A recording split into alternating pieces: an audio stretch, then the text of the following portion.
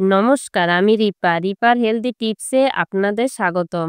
আজ আমরা কথা বলবো গর্ভাবস্থায় রাতে ঘুম না হওয়ার কারণ নিয়ে। গর্ভবতী অনেক নারীর মাঝেই এই সমস্যা দেখা যায়।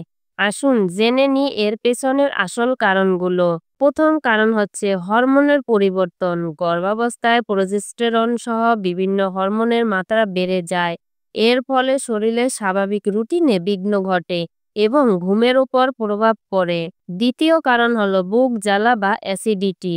খাবার হজমে দেরি হওয়ার কারণে অনেক সময় গ্যাস বা অ্যাসিডিটি রিফ্লেক্স হতে পারে।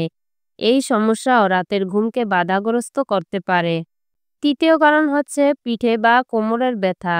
শরীরের ওজন বৃদ্ধি ও শরীরের ভারসাম্য পরিবর্তনের ফলে পিঠে চাপ পড়ে, যা রাতের ঘুম নষ্ট করতে পারে। আরও একটি বড় কারণ হলো উদ্বেগ ও দুশ্চিন্তা। গর্ভাবস্থায় মা নানা রকম চিন্তায় পড়ে যান। শিশুর স্বাস্থ্য, প্রসব, ভবিষ্যতের দায়িত্ব ইত্যাদি। এই মানসিক চাপ ঘুমের ব্যাঘাত ঘটাতে পারে।